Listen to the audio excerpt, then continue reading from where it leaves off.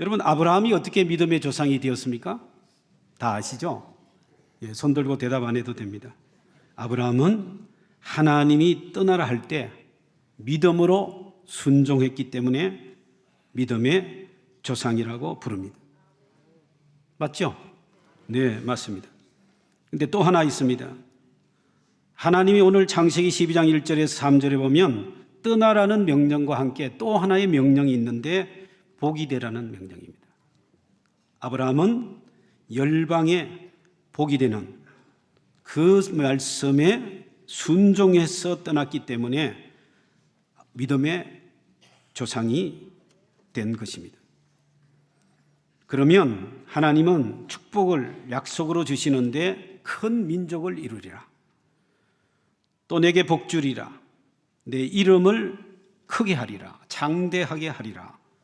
이것이 하나님이 주신 약속인 것입니다. 너를 축복하는 자에게는 내가 복을 내리고 너를 저주하는 자에게는 내가 저주하리니 땅의 모든 족속이 너로 말미암아 복을 얻을 것이라.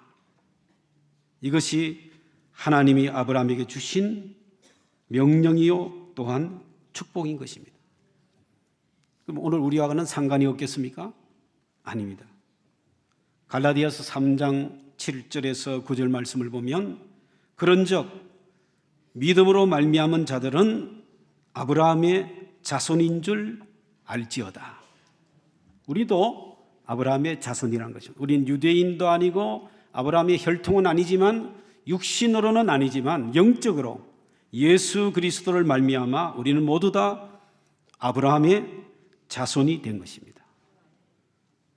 갈라디아서 3장 8절과 9절에 보면 또 하나님이 이방을 믿음으로 말미암아 의로 정하실 것을 성경이 미리 알고 먼저 아브라함에게 복음을 전하되 모든 이방인이 유대인만 아니라 모든 이방인이 너로 말미암아 복을 받으리라 하였느니라. 그러므로 9절입니다. 믿음으로 말미암은 자는 믿음이 있는 아브라함과 함께 복을 받느니라. 그러므로 21세기를 사는 오늘 우리들도 아브라함과 함께 하나님이 예비하신 영적인, 육적인 이 모든 복을 함께 받는 줄로 믿습니다. 근데 아브라함에게 준 그 복은 또 아브라함의 영적 후손인 우리에게 준 그 복은 단순히 우리만 누리는 것이 아니고 우리 교회 공동체만 누리는 것이 아니고 하나님은 우리 자체가 복이 되라. 하나님이 오늘 우리에게 기대하시고 명령하시는 것이 바로 이러한 축복인 것입니다. 갈라디아서 3장 14절에 말씀하십니다. 이는 그리스도 예수 안에서 아브라함의 복이 이방인에게 미치게 하고 또 우리로 하여금 믿음으로 말미암아 성령의 약속을 받게 하려 함이라. 오늘 신약 시대에 이 성령의 권능 안에 있는 교회, 그런 그리스도인, 그렇게 성경은 우리에게 복이 넘치게 하셨습니다. 오늘 말씀의 제목을 에클레시아의 축복이라고 했는데 에클레시아는 헬라 말입니다. 그리스 말이죠. 이 에클레시아가 바로 교회란 뜻입니다. 왜 예수 그리스도를 믿는 새로운 운동, 새로운 영적인 공동체, 이 교회를 교회라고 했을까? 이 에클레시아를 교회로 번역한 것은 한자말 번역입니다. 이 에클레시아, 이 교회란 말은 신약 성경에 기록된 대로 보면 제일 먼저 사도 바울이 먼저 사용했습니다. 사도 바울이 이 말을 썼다는 말도 있고 또 어떤 학자는 다른 낙서를 주장합니다. 누가 이 말을 도입했던 이 말은 원래는 오늘 우리 유치부 어린이 맞죠? 유치부 어린이 체스인가? 네. 저는 기억력이 나빠가지고 벌써 다 잊어먹었는데 담임 목사님이 기억 잘하네요. 아주. 저런 어린아이도 다 아는 말이 에클레시아입니다. 남녀노소 누구나 그 헬라 문화에서 아는 말이 바로 에클레시아란 말입니다. 이 말은 고대 그리스의 정치 제도에서 나온 말입니다. 어떤 도시나 마을에 의장이 있습니다. 서기가 있습니다. 그 마을의 공동의 안건을 토의하기 위해서 의장이 서기에게 소집을 명령 내립니다. 그럼 서기가 온 마을을 다니면서 아무 날 몇 시에 모이시오. 우리가 중요한 안건을 논의하겠습니다. 결정해야 될 일이 있습니다. 토론해야 될 일이 있습니다. 그래서 다 불러가지고 모인 그 모임, 그리고 결정하는 그 의사결정의 과정, 그걸 에클레시아라고 했습니다. 그런데 왜 예수를 믿는 무리들이 그 말을 붙였을까요? 시나고그를 하지도 않고 다른 어떤 모임이라 하지도 않고, 한마디로 어린아이부터 모든 사람이 에클레시아라는 말은 사사로운 모임이 아니고 공적인 모임, 공익을 위한 모임이라는 것을 알기 때문에 그 말을 붙인 것입니다. 사실은 초대교회 성도들이 박해를 받고 사이비 이단으로 많은 오해를 받았습니다. 그 말 중에 띠아소스란 말이 있고 헤라노스란 말이 있습니다. 그 말은 요즘 말로 하면 통일교나 뭐 이런 것처럼 사이비 이단이란 말이에요. 교회가 없었으니까 그냥 모여 예수 그리스도의 부활을 찬양하고 그 복음을, 성령 충만해서 복음을 전하는 이 모임을 사람들이 자꾸만 사이비 이단이라고 하는 거예요. 그래서 초대교회 성도들이 우리 이름을 붙이자. 그래서 붙인 이름이 우리를 에클레시아라고 하자. 그래서 에클레시아 교회가 생겨난 것입니다. 그래서 모든 헬라 문화 내 로마 제국 치하에 있는 모든 사람들이 예수 그리스도를 모른다 할지라도 이 모임이 에클레시아래. 그래? 그러면 훌륭한 거지. 이렇게 될 정도로 교회란 이름이 오늘날 우리에게 내려오게 된 것입니다. 그러면 오늘 성경 말씀을 통해서 이 에클레시아의 축복, 복 있는 교회, 아브라함의 영적 후손인 오늘 우리들이 누리는 가장 귀한 복은 어떤 복입니까?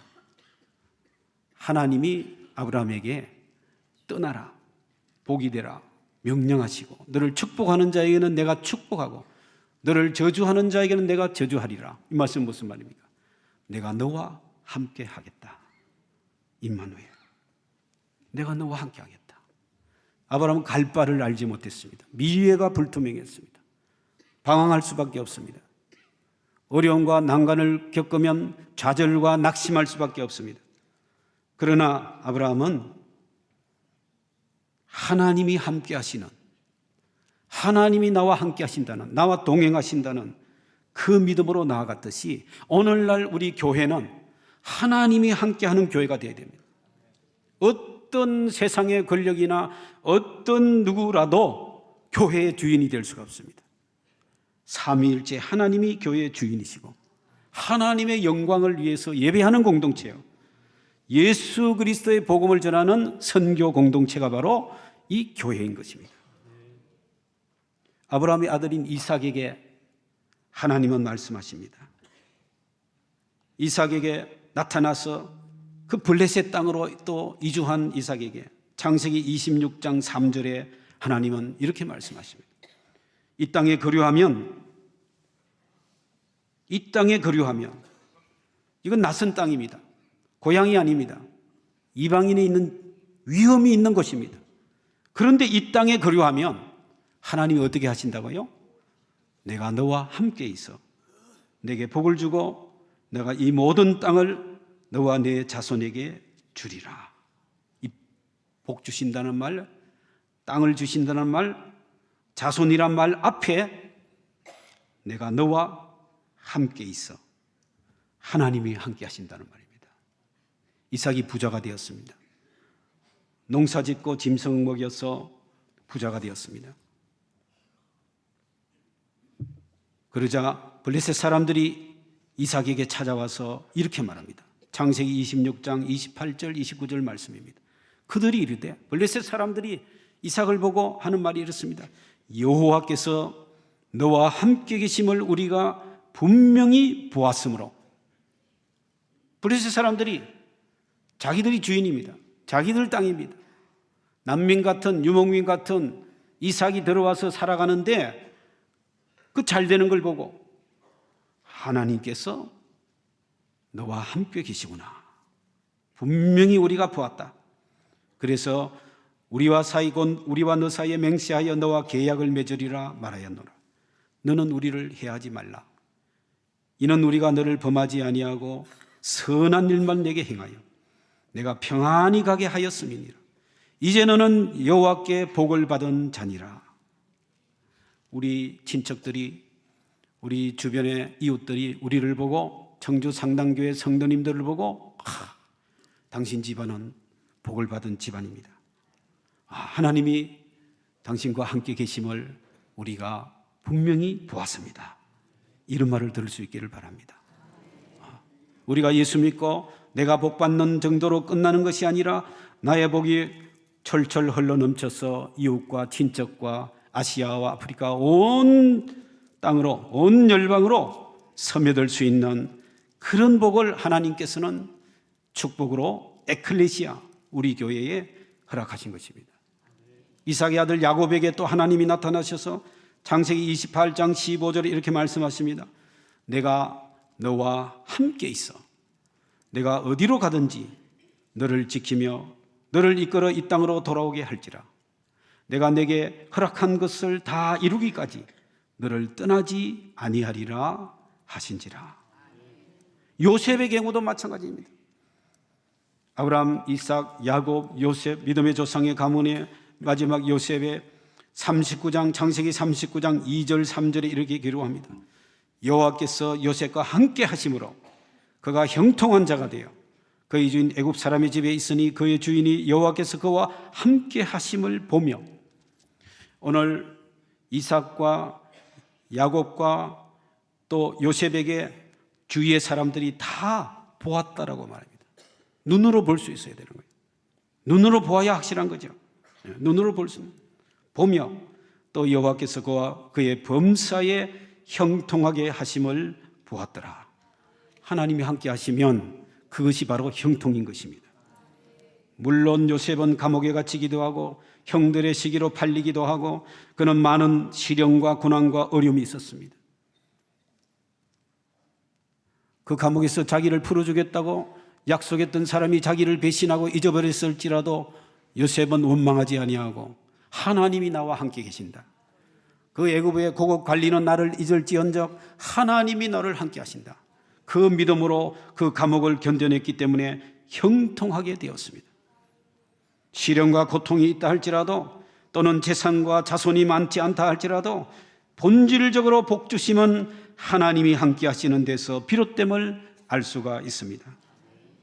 하나님이 함께하지 않는 자손과 재산과 모든 것들은 때로는 위험이 될 수가 있습니다. 불안할 수 있습니다. 화근이 될 수 있습니다. 그러므로 먼저 우선적으로 하나님이 함께 하시는 교회, 청주상당교회, 에클레시아 청주상당교회가 될 수 있기를 바랍니다. 복 중의 복은 무엇입니까? 하나님이 우리와 함께 하신다. 이것은 복 있는 교회요. 여러분, 교회 규모가 크다고, 재정이 많다고, 건물이 화려하다고 그게 다가 아닙니다. 먼저 하나님이 함께 하셔야 그게 축복이고 그것을 통해서 우리에게는 영적인 이스라엘은 우리에게, 우리 후손들에게 미래가 있는 것입니다. 그것이 바로 임마누엘의 축복인 것입니다. 하나님이 함께 하시는 교회입니다. 우리는 이것을 잊지 말아야 합니다. 두 번째로 오늘 본문을 통해서 볼 때 하나님은 복이 되라고, 복을 받기만 하지 말고 복 달라고만 하지 말고 주신 복을 헤아리고 감사하면서 다른 사람에게, 타인에게 복이 되라. 청주에서도 복이 되고 북한에도 복이 되고 아시아, 아프리카, 남미 전 세계에도 복이 되는 그런 에클레시아의 축복을 오늘 하나님은 우리에게 예비하시고 이 순간에도 우리에게 주시기를 원하시는 줄로 믿습니다. 아브라함은 다른 사람에게 복 주기 위해서 부름받은 존재요, 보냄받은 존재입니다. 교회는 마찬가지입니다. 다른 사람에게 복 주기 위해서 부름받은 존재요, 파송받은 보냄받은 존재인 것입니다. 그래서 사도 바울은 모든 이방인이 너로 말미암아 복을 받으리라. 모든 이방인이, 우리하고 아무 관계없는 사람들이 우리 때문에 복을 받게 되는, 그것은 바로 아브라함을 하나님이 선택하신 것은 특수한 경우입니다. 그 사람을 딱 뽑아낸 거 아니에요. 많은 사람 가운데 아브라함을 뽑아낸 것은, 그것은 특수성이라 그럽니다. 그런데 이 아브라함이 많은 사람, 모든 열방의 복이 되라는 것은 보편성인 것입니다. 하나님의 선택에는 특수성과 보편성이 항상 같이 있습니다. 라틴어로 파스 프로 토토란 말이 있습니다. 부부는 전체를 위한 것이다. 내가 아버지면 아버지, 어머니면 어머니, 딸이면 딸, 아들이면 아들, 내가 나 스스로 존재하지만 가정을 위해 있고, 우리 성도가 많은 부서가 있지 않습니까? 성교회가 있고 교회 학교가 있고 많이 있지만 그 부분은 전체를 위한 것이고 전 교회를 위한 것이고, 또한 한국 교회는 하나님 나라를 위해서 있다는 것입니다. 그래서 크리스토프 라이트라는 영국의 유명한 구약 성서학자요 로잔 운동 신학위원회 위원장이었던 분은 이렇게 말합니다. 성경 전체는 보편적 선교를 하시는 보편적 하나님을 제시한다. 그 보편적 선교는 아브라함에게 선포되었고 그리스도에 의해 미리 성취되었으며 새 창조에 의해 완성될 것이다. 그 새 창조는 우리를 통해서 하시는 거죠. 아브라함도 아니고 이제는. 그래서 그는 말합니다. 이스라엘의 선택은, 또는 아브라함의 선택은 하나님의 보편성이라는 맥락 안에서 이루어졌다는 것이다. 뿐만 아니라 이스라엘의 선택은 다른 민족을 거부하는 것을 의미하지 않는다. 오히려 다른 민족들의 유익을 위한 것이다. 다른 민족들의 유익을 위한 것이다. 또한 이스라엘의 선택은 이스라엘 자신의 어떤 특별한 특징으로 인한 것이 아니다. 이스라엘이 다른 민족들보다 수적으로나 도덕적으로 우월하기 때문에 선택받은 것이 아니다. 이스라엘 민족은 이 아브라함을 우상화했습니다. 아버지 데라가 우상을 만들 때 어린 아브라함은 유치원 때부터, 그때 유치원은 없었겠지만 어쨌든 유치원 시절부터 아버지가 어디 출장 가면 집안에 있는 우상을 다 부수고 불이 태우고, 아브라함은 점성학자, 천문학자였고, 아브라함은 얼마나 문헌을 보면 아브라함을 이렇게 우상화해놨는지 모릅니다. 아닙니다. 아브라함이 아브라함인 것은 하나님의 음성을 들은 것이고 하나님이 선택하신 것이고 무슨 수적으로나 도덕적으로 우월하기 때문에 선택받은 것은 아니라는 말입니다. 이스라엘의 선택은 오직 하나님의 불가해한 사랑에만 근거하고 있다. 이스라엘의 선택은 그 자체가 목적이 아니라 도구적인 것이다. 이스라엘의 선택은 역사에 대한 하나님의 헌신의 일부다. 여기에는 그 어떤 편애나 불공평도 없다. 이스라엘의 선택은 단순히 구원론적인 것이 아니라 근본적으로 선교적인 것이다. 온 땅의 무리를 모으시는 하나님의 도구로 삼기 위한 선교적 선택이었다. 에클레시아는 21세기 영적인 아브라함의 선택은 우리가 무슨 도덕적으로 우월하고 거룩하고 무슨 그런 것들이 아니라 절대적인 하나님의 사랑, 선교적 도구로 쓰임받게 하기 위해서 선택했다는 것입니다. 그러므로 선교는 말로만 되는 것이 아니고 선교는 프로젝트나 프로그램도 아닙니다. 건축을 많이 한다고 선교되는 것도 아니고 하나님의 임재가 있어야 되고 복이 되어야 되는 것입니다.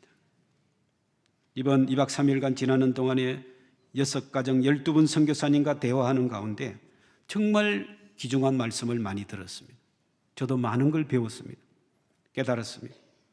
그중에 우리 베트남 김덕규 선교사님이 계속해서 저에게 강조하기를 선교는 선교사의 성품에 작용됩니다. 한 25년 사역하시고 얼마나 그걸 많이 느꼈으면 저에게 그런 말씀을 하셨을까? 전적으로 동의합니다. 또 이런 말이 있습니다. 성경적 윤리와 무관한 성경적 선교는 없다. 우리의 거룩한 삶이 없는 선교는 세상을 변화시키지 못한다는 것입니다. 존 스토트는 서구 교회가 이제는 영향력이 쇠퇴하고 감소하고 이제는 전도와 선교의 윤리가 빠진 것을 보면서 그는 이렇게 지적합니다. 우리는 복음대로 살고 복음을 빛나게 하는 사람들로 알려지기보다는 그저 복음을 전파하는 사람들로만 알려져 왔다. 우리는 인간의 삶의 존엄성과 질을 존중하고 정직과 성실로 사업에 임하며 검소한 생활 방식 및 소비주의 사회의 탐욕과 대조되는 자족하는 생활을 영위하며 자녀들은 부모들의 확고한 사랑 속에 자라면서 불의와 부정직이라고는 모르는 안정된 가정생활을 영위하는 것 등으로 인해서 항상 공동체 내에서 눈에 띄는 것은 아니다. 그러나 우리는 마땅히 그러해야 한다. 입으로만 되는 것은 아니란 말입니다. 성경적 윤리, 성경은 행함과 삶의 방식으로 보여주는 것이 바로 선교라고 할 수 있습니다. 에클레시아의 축복, 타인의 복이 되는 선교는 선택사항이 아니고 필수사항입니다. 제가 한 번은 우리 연합 세미나 할 때 저녁에 학생들 몇백 명 모인 데서 우리 전공 분야, 신학 전공 분야가 한 8개, 9개 분야가 있어요. 전공마다 자기 전공을 이제 한 시간씩, 한 주씩 맡아서 강의하는데 제가 선교학 담당이 돼가지고 그때 제가 강의를 했어요. 뭐라고 했냐면 이 에클리시아, 이 교회의 선교는 교회의 본질입니다. 교회의 기능이 아닙니다. 교회에 무슨 해도 되고 안 돼도 되는 그런 선택 과목이 아니고 필수 과목입니다. 본질입니다 하는데 앞에 앉아있던 교수님이 그 말이 거슬렸던 것 같아요. 딱 손을 들고 일어나서 질문하겠대요. 질문이 아니야. 코멘트 하는 거예요. 자기가 생각할 때는 이 교회의 본질은 예배입니다. 그분이 예배학 교수거든요. 그러니까 또 예배가 본질이라고. 제가 그랬어요. 예배가 아니라고는 안 했습니다. 타원의 중심은 2개가 있어요. 타원의 중심은. 그래서 타원의 두 중심처럼 교회의 본질은 예배와 선교, 이 2가지가 본질입니다. 그분은 그랬어요. 천국에 가면 예배만 있지 선교가 없다고. 은근히 선교를 더 선교보다 예배를 더 중요시하더라고요. 그래서 제가 그랬어요. 여기는 땅이라고, 여기는 지상이라고. 우리 천국 아직 안 갔다고. 여기 안 믿는 사람이 많이 있는데. 미국을 대표하는 유명한 설교가 존 파이프는 이렇게 말합니다. 예배가 존재하지 않기 때문에 선교가 존재한다. 정확하게 말했습니다. 모든 사람이 하나님을 알고 예수 그리스도를 구세주로 영접하고 성령의 임재와 권능을 누리는 하나님을 예배하면 선교는 필요 없습니다. 그런데 그렇지 않지 않습니까? 그렇지 않습니다. 태국이나 일본이나 아직도 기독교인이 1%도 안 되는 데가 많이 있습니다. 예배가 없는 곳에 예배가 존재하도록 하기 위해서 선교가 존재한다는 것입니다. 물론 예배는 선교의 목적이라 할 수도 있습니다. 그래서 선교적 교회는 예배하는 교회요, 예배하는 교회는 선교적 교회인 것입니다. 그래서 제가 이번에 와서 들어보니까 목사님이 아주 강조하는 게 뭐냐면 예배가 중심이 된 선교적 교회. 신학적으로는 아주 적합합니다. 예배와 선교, 어느 하나를 선택하는 것이 아니고 2가지 다 교회의 본질이라는 것입니다. 그래서 정교회, 러시아나 그리스나 마케도니아나 많은 정교회가 있어요. 8개인가 있는데 그 정교회의 선교가는 뭐냐면 예배 후에 예배입니다. 리터지 애프터 리터지. 무슨 말입니까? 오늘 이렇게 공예배, 주일 예배를 드리고 월요일부터 토요일까지 직장과 가정과 이 세상에서 여러분이 살아가는 그 자체가 예배라는 겁니다. 그래서 원래 정교회는 선교사를 파송하지 않았어요. 왜? 성도들이 다 선교사인 거죠. 예배 후에 예배니까. 그것을 다른 말로 하면 일상생활 속에서의 예배라 할 수 있는 거죠. 삶의 예배. 주일 예배를 통해서 받은 말씀을 그대로 실천하는 것, 기도와 말씀과 찬양과 고백을 한 결단한 참회 기도를 드린 그 모든 것들이 일상 가정과 직장과 사회 속에서 실천되는 것, 그것이 예배라는 겁니다. 일상생활의 예배. 구원받은 사람의 삶 자체는 바로 예배가 되는 것입니다. 임마누엘 하나님과 동행하며 대화하며 순간순간 그 말씀에 순종하면 하나님의 임재를 느끼게 됩니다.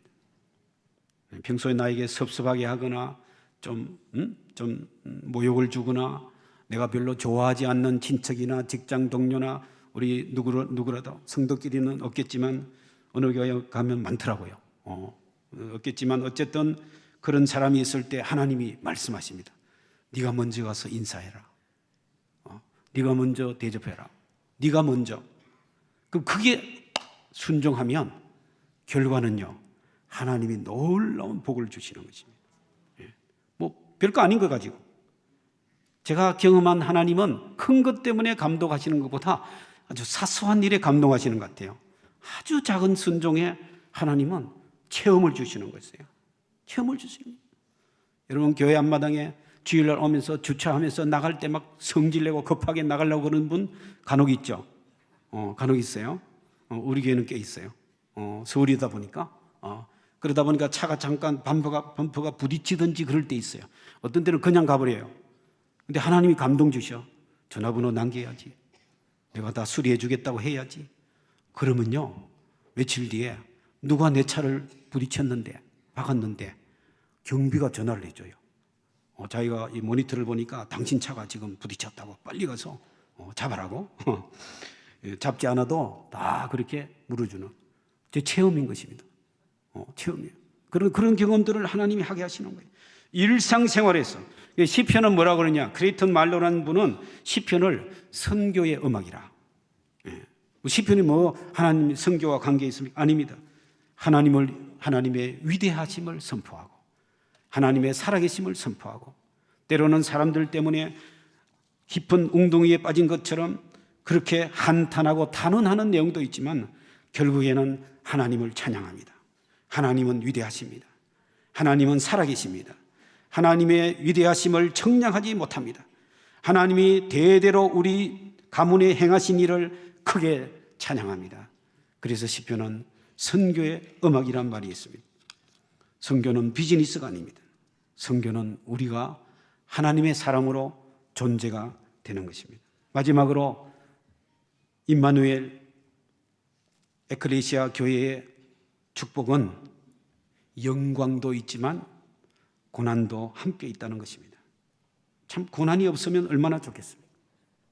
고난이 없는, 시련이 없는 그리스도인의 삶이면 얼마나 좋겠습니까? 근데 초대교회로부터, 아니 예수 그리스도가 걸어가신 길은 고난, 그 십자가의 흔적이 있는 것입니다. 아브라함도 본토 친척 아비 집을 떠난 것은 고난의 길입니다. 이방 땅에서 그렇게 하나님의 약속을 받았지만은 하늘의 별과 같이 바닷가의 모래같이 많은 자손을 주리라 했지만은 25년 동안 응답이 없었습니다. 자기 종을 또 후계자로 삼으려 하고 또 이스마엘 때문에 또 고통이 오고 때를 기다리게 하고 시련이 있고 또 이방 민족 가운데 살다 보니까 자기 아내를 빼앗아갈까 봐 너무 아리따운 아내라 아내를 여동생이라고 너희 동생이라고 속이기도 하고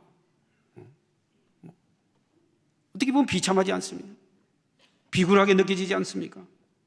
하나님의 사람인데 하나님의 복을 받은 사람인데 그렇습니다.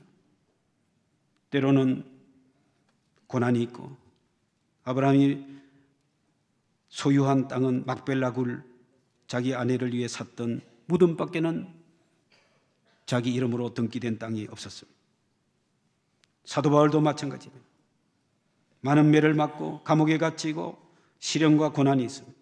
이번에 보니까 우리 6가정 12분 선교사님들도 시련과 고통이 없는 분이 없는 것 같아요. 이런저런 질병이 있다든지 박해가 있다든지 여러 가지 상황 속에서 고난이 있는데 그 고난은 고난으로 끝나는 것이 아니고 하나님의 영광을, 복음의 영광을 드러내는 고난인 것입니다. 지난 가을 9월 말에 우리 장신대 신대원 신앙사경의 강사로 오신 황명한 목사님, 그분의 간증을 들었습니다.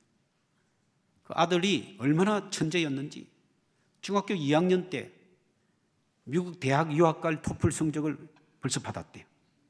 영어도 탁월하게 잘하고. 그래서 주위에서 추천하기도 하고 본인도 중학교 졸업하고 미국에 가서 아버지 1, 2년만 후원해 주시면 자기가 자립해서 대학을 다 졸업하겠다고 하도 졸라서 어렵지만 그 아들을 보냈다는 겁니다. 1년 동안 얼마나 얘가 열심히 노력하고 일하고 이제 17살밖에 안 되는 아이가 그렇게 1년을 잘 지나고 전화가 왔더래요. 아버지 한국 가서 좀 쉬어야 되겠습니다. 부모님도 뵙고 그래 들어오너라. 그래서 비행기표를 마련해서 보내고 또 어디 조용한 데 쉴만한 데 예약을 해가지고 그렇게 다 준비를 했어요. 이제 도착하기 하루 전날 미국에서 전화가 왔대요. 자기 아들이 이제 공항에서 출발하는 전화인 줄 알고 전화를 받았는데 아들 목소리가 아니에요. 다른 사람 목소리가. 당신 아들이 죽었습니다. 17살 나이에. 그 똑똑하고 천재 같은 아이가 먼저 하나님 나라 갔다는 거예요. 그래서 목사님 얼마나 충격이 되는지. 정신없이 가서 장례하고 3년 동안 눈물로 기도했답니다. 하나님 앞에 나와서. 예배당 재단에 나와서 하나님 나를 먼저 데려가시지. 왜 내 아들을 먼저 데려갔어요? 17살짜리를.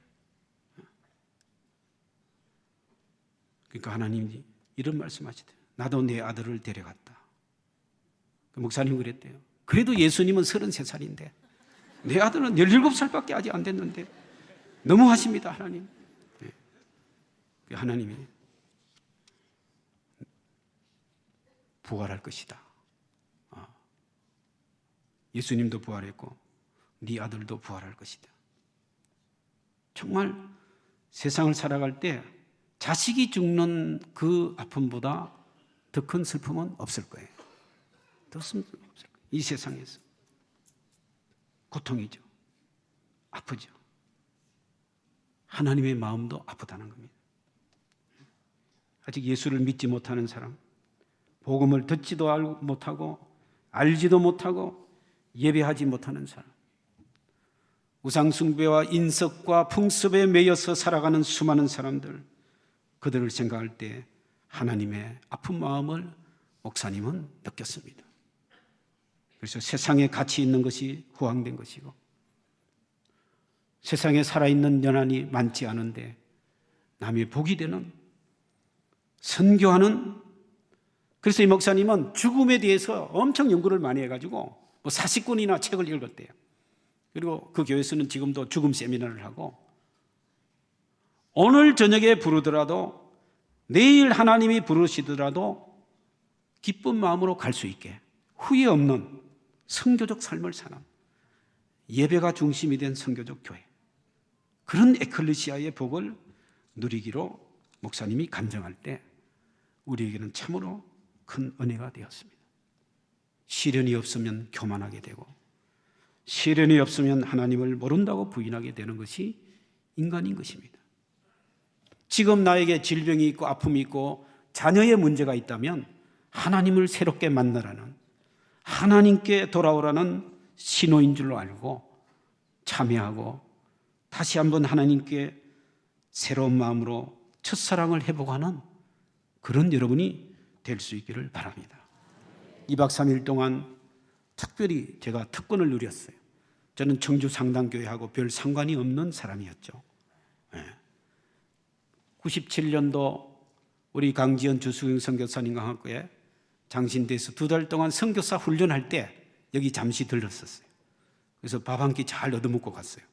그게 청주 상당교회였는데 이번에 2박 3일간 제주도에 12분 선교사님이 또 담임 목사 4분과 또 권사님, 장로님, 집사님 4분 총 20명이 2박 3일 지나는데 저를 초청해 주셔서 이런 경험은 처음인 것입니다. 담임 목사님이 선교지를 방문은 많이 하셔요. 담임 목사님이 선교사를 초청해서 프로그램 많이 하고 자기는 빠지는 경우가 많이 있어요. 그런데 담임 목사님이 함께 2박 3일간 같이 나누고 듣고, 또 사진을 얼마나 잘 찍는지, 사진을 너무 잘 찍어가지고 우리가 사진 복을 받았어요. 사진 엄청 지금 복을 받았어. 그래서 사진도 찍어주시고 이렇게 잘 지냈는데, 소통하고 함께 나누고 그렇게 하는 아주 중요한 체험을 했습니다. 무엇보다 중요한 것은 선교사님 12분은 하나님이 부르시고 하나님의 섭리 속에서 선교하고 계신다는 것을 이번에 직접 확인하게 되었습니다. 여러분, 보배와 같은 선교사님들입니다. 성품도 다 좋으셔요. 얼마나 좋은지 모릅니다. 한 가지 공통점이 바로 선교사의 사역과 가는 길과 모든 것이 다르지만 공통점은 하나님의 부르심과 하나님의 보내심, 하나님의 섭리, 그런 것들이 바로 중요한 이번에 제가 느낀 점입니다. 또 하나는 시련이 없는, 고통이 없는 선교사님이 없다는 것입니다. 약을 드시는 분, 여러 몸도 마음도 정신도 여러 가지 면에서 연약해질 대로 연약해졌지만, 열대지방에 있는 선교사님이 이번 2박 3일 동안 초등학교 6학년이 있는 아이들 집에 전기가 끊겨가지고, 열대지방에 3일 동안 전기가 끊기면 어떻게 되겠어요? 음식이 다 썩어버리고 얼마나 힘들겠어요. 그러나 그런 시련이 있지만 하나님이 함께 하셔서 또 이겨내게 하시고, 또 고백하게 하시고, 화해하게 하시고, 이렇게 사탄의 공격이 있습니다. 제가 인도네시아 선교사를 지낼 때도 제가 집을 떠나면 다른 지역에 가서 선교하면 꼭 집안에 어려운 일이 생겨요. 우리 옆집의 선교사님은 아이가 교통사고가 나서 이제 장애인이 되기도 하고, 여러 가지 어려움이, 사탄의 시험이 있는 것을 보았습니다. 선교사님은 개인이 아니고 청주 상당교회를 대표하고 하나님 나라를 대표해서 복음을 전하기 때문에, 진리를 전하기 때문에 사탄은 해방하는 것입니다. 그러므로 여러분이 기도가 얼마나 중요한지 모릅니다. 여러분이 진심으로 기도하면 그런 시련과 고통이 있다 할지라도 능히 이겨낼 줄로 믿습니다. 예레미야 31장 20절에 이렇게 말하면, 에브라임은 나의 사랑하는 아들, 기뻐하는 자식이 아니냐? 내가 그를 책망하여 말할 때마다 깊이 생각하노라. 그러므로 그를 위하여 내 창자가 들끓으니 내가 반드시 그를 불쌍히 여기리라. 여호와의 말씀이니라. 하나님은 우리를 보고, 선교사님을 보고, 아직 구원받지 못한 백성들을 보고 창자가 들끓는, 창자가 애끓는 처근한 마음, 가슴이 아픈 마음, 그 하나님의 마음을 품고 선교하는 선교사님들, 고통이 있다가 하고 시련이 있다 할지라도 그것이 끝이 아니고 희생 다음에 승리하는 선교사님이 될 줄로 믿습니다. 예수님이 부활하신 이후에 제자들에게 찾아가서 특별히 베드로에게 질문을 했습니다. 그것도 3번이나, 3번 모른다고 부인한 제자 베드로에게 베드로라 이름 부르지도 않아요. 요한의 아들 시몬아, 원명을, 원래 이름 불러요. 그러면서 질문하시기를, 내가 나를 사랑하느냐? 너가 나를 사랑하느냐? 너가 나를 사랑하느냐?